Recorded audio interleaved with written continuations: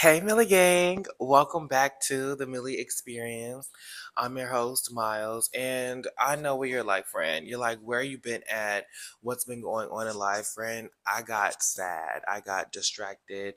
I got basically out of character. Honestly, post grad has not been the easiest, especially my first year. And within this first year, it has not been an easy journey.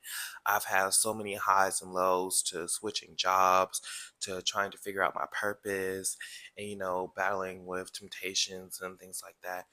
Girl, post grad has not been easy, but we're still here, we're still trying, despite everything. We may fall, but we rise. And so that's why I'm back here today. Give y'all an update, but to also catapult us into this next era of Millie. The one I said where we follow our goals. The one I said where even if we fall down, we're going to get back up. And this is a living testimony to that. If you're new to the page, hi, welcome. I'm Miles. I give you basically lifestyle content. I talk about things people don't want to talk about.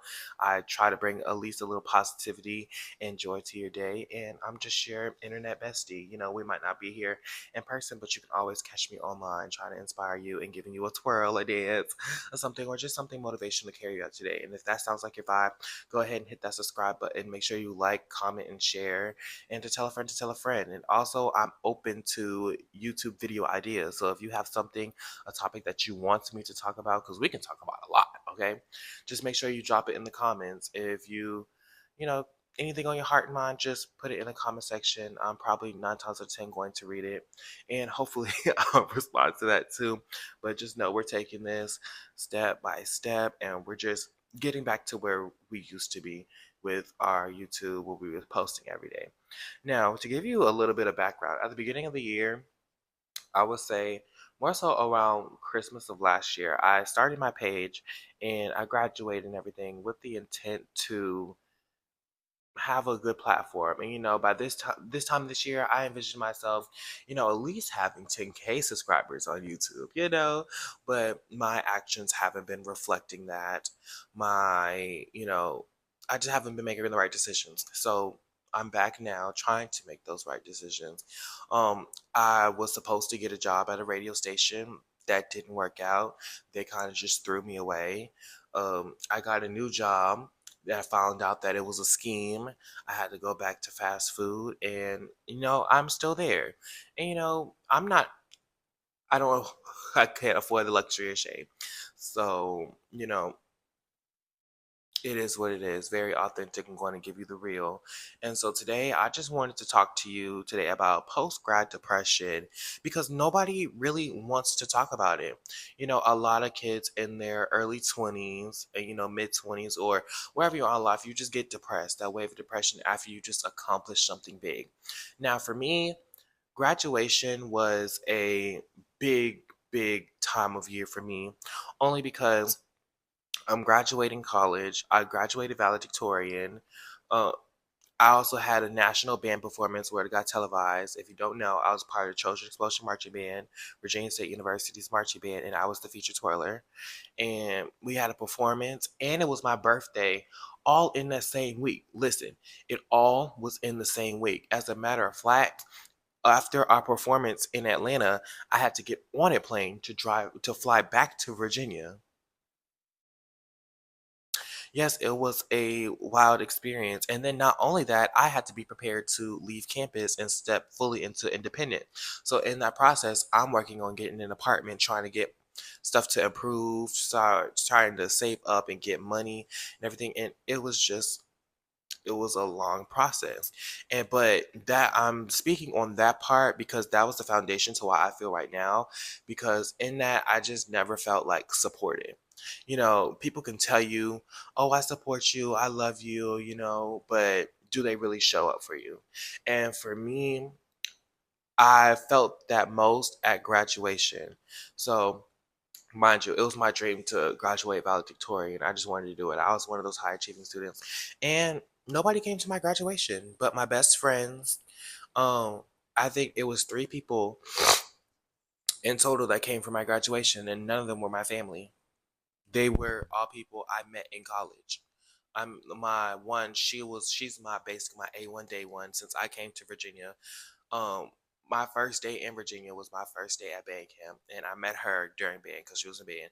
She ended up becoming my sister, and we just ended up doing college together. And we did very big things. She was a high achiever as well, and that's still my sister to today, but we're not blood.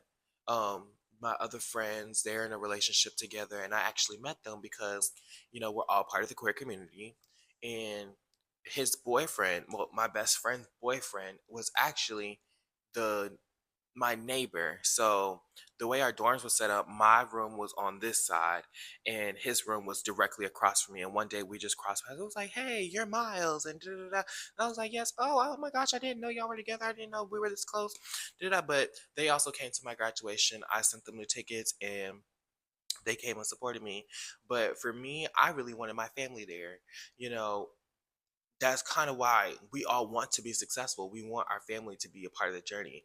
And it was just really hurting to me that my family didn't show up, you know, and I'm just calling it what it is. Everybody has their excuses to why they didn't show up, but at the end of the day, no one was there. And so that was basically kind of the foundation. But through all of that, I had to persevere. You're told that you can't cry, you can't show emotion, this, that, and the third. And so that kind of just stuck with me throughout the year. So that was my foundation going into the new year. I'm not supported. I have to do all this on my own. I have to find the self motivation. You got to be disciplined. You got to be the adult, pay the bills, and this, that, and the third. And so one thing I took some notes. Okay, so we're not just going off on this particular video. I feel like college, they also sold me an American dream. Now, I'm not taking accountability. I know that the way I feel is a result of my actions and how I was reacting out of emotions, but there was a lot of key factors. So we're going to explain those key factors, okay? You basically we are sold the American dream versus living reality. And when I say that is we're told to go to college for 4 years, have the big corporate job, get the house, get the car, get the family, this is that and the third, versus living reality. Realistically, you're 22. Well, if you take the traditional American path, you're going to be 21, 22, graduating college. And as far as I'm concerned, corporate America don't want to work with a bunch of 22-year-olds. They want you to basically work from the ground up. I mean, even now, I'm doing this YouTube channel and nobody supported me from day one. Like, I have to become trustworthy. I have to be consistent and show that I'm showing up for myself. This is hard. People don't want to work with young people for some reason when we're going to be the next largest demographic. But that's a conversation for a different day. But basically, you're sold the American dream. You're told that you go to college for 4 years, expect this grand job post graduation, the car, this, that, and the third. But you know what? For some people, that's reality. Especially if you go to a PWI, that's probably might be your reality. I know for some people at my HBCU, depending on which major you are, like engineering, computer science, by all means, go ahead and do what you do. That's probably how your career path will end up. But for us creatives and for us that make the culture, the one that y'all continuously tell that, oh, that's not a real job, oh, that's not going to make you money, we have a more untraditional path. Like when you graduate from college, there's not a lot of job openings. And especially if you want to aspire to be someone like me in the media and to grow your brand and be an entrepreneur, girl, you basically start from ground zero. You literally have to start from zero and get to where you need to go. And so no one prepares you for that in college, in a sense. I had to get told that because, I was making the connections and everything. But when people say you're graduate, the media is oversaturated. Now, they're not oversaturated with black individuals, but they're oversaturated with people wanting to get into the media, want to get into entertainment, want to get into lifestyle and things like that. No one prepares you for that reality. Hey, post grad, hey, you're probably going to end up working back at fast food. You're probably going to end up working in retail. You're probably going to end up, mopping floors, waiting tables until an opportunity opens or you create that opportunity for yourself. And so that's another reason why people fall into graduation depression is not peaches and creams. And unfortunately for me, I had to learn the opposite reality. Now, I'm going to move into talking about we set unrealistic expectations for post graduation. No shade. When we talking about, girl, I was like, I'm gonna have 1 million followers. I'm gonna have this, that, and the third. I'm gonna have 1,200 brand deals, and this, that, like, we set those unrealistic expectations early, and when we graduate, it's like, ooh, babes, how you expect to get all of this in a year? Not saying it's impossible, but let's be realistic. Things take time to nurture. People just don't up and get 1 million followers in a day. People don't up and get 1 million subscribers in a day. People don't up and get that brand deal. It takes work to go into those. And so we set these unrealistic expectations. They do say shoot for the stars, land on the moon, but sometimes we shoot for another galaxy. We shoot for another galaxy, and we set these unrealistic expectations for ourselves. And so when we don't meet them, we get sad. We are proving to ourselves that we're not trustworthy in a sense. And it's really on us at the end of the day. It really is on us setting those unrealistic standards. But then when we get into school, one thing I am going to hold the school accountable for is that you let these students have these unrealistic expectations because you don't want to kill their dreams. Now, I'm not saying that there are professors that want to kill your dreams, because there are professors that want to kill your dreams because they're just sad, lonely, and miserable. Um, but they kind of set you up for unrealistic expectations. They will, oh, I want you to dream big. Oh, I want you to do that and third. Oh, I'm gonna hold your hand when I say this. But they let you live in that fantasy all throughout your college, and literally no one tries to sit you down and brings you down to ground earth. Now, for me, I did have one person that tried to do that, but you know, I I continuously prove people wrong. I'm one of those people, like, you could underestimate me at your peril. I'm going to make it happen. Like, even being valedictorian, people didn't think I was going to do it. And I came to college and did it. People doubted me when I said I was going to become the feature toiler, and I ended up becoming the feature toiler. So I'm really the living embodiment of proving people wrong. But we do set those unrealistic expectations for ourselves. It kind of makes us feel sad when we don't live up to them. Now, next, and this is probably my biggest one, I feel as though really sends people into post graduation depression. The schools kind of throw you out like you haven't been there for 4 years. Like you didn't spend almost 100 grand to get your education. Like you didn't go into student loan debt. Like that wasn't your life. Especially for students like me, where we literally packed everything up and left. Like we left our old life and started a whole new life here. After your 3.5 years, or however long you stay in college, they really throw you out. If you ain't do no D9, or you basically wasn't in SGA, girl, you wasn't. They was gonna throw you out, throw you out like last night takeout that's been sitting in the fridge. And it's really sad because the school's supposed to be supporting, like they really take your money, give you this degree, and send you on your way, which is kind of crazy. And especially for HBCUs, since black people, we need that community, we need the support and everything. And I'm going to be transparent. I feel like my school throw me out because I would come back and I would volunteer at my radio station, and I was told that I was going to get a position being at the radio station. And I was told that before I graduated, that it was going to be in the works and this, that, and the third. They wanted to keep me. Everybody was on one accord. Here we are, November 2025. I haven't gotten no position. Nobody's hired me. And girl, I quite frankly don't even go to the station anymore because it's like y'all threw me away. Like, they did hire another person, but y'all basically threw me away. And me, I used to bring people all. Look, I used to have so many people tuning in. I love my show. I love what I did. You know, I was there since my freshman year. I was at the station since my freshman year, and I basically watched everybody get hired. I watched people come and go. And so for me, when they didn't come through for me, it was like, dang, like I've been with y'all through low key thick of that, no shade. But I was thrown out. Nobody really, and nobody really came and asked me how I feel. No one came and asked me and was transparent to me. Hey, Miles, we just kind of don't have it in the budget. Just work with us a little bit. I didn't get that. I kind of got, you graduated, get out. But it was okay for me to volunteer my time. It was okay for me to come and do this without compensation. But the quality of work I submitted, girl, I'm not finna sit here and not get paid. That's why I'm doing so well on TikTok, because I can do quality work. Like I say, persistent. Now my TikTok has not fell short. I want to say thank y'all for 7K. We just hit 7K on TikTok. Our goal is 10K by the end of the year. Hopefully 100 subscribers on YouTube. And I just want to say, if you're coming over here from TikTok, thank you so much. Continue to support. Do what you was doing on TikTok, engage and all that good stuff, because the only way we're gonna go up. Okay. But yeah, back to our school. It's like, y'all threw me out. You threw me out. There's no other way to put it. You could say that you wanted me. You could say that, it wasn't right. No, you didn't do what you were supposed to do. You didn't do what you promised. And so, and that's the thing.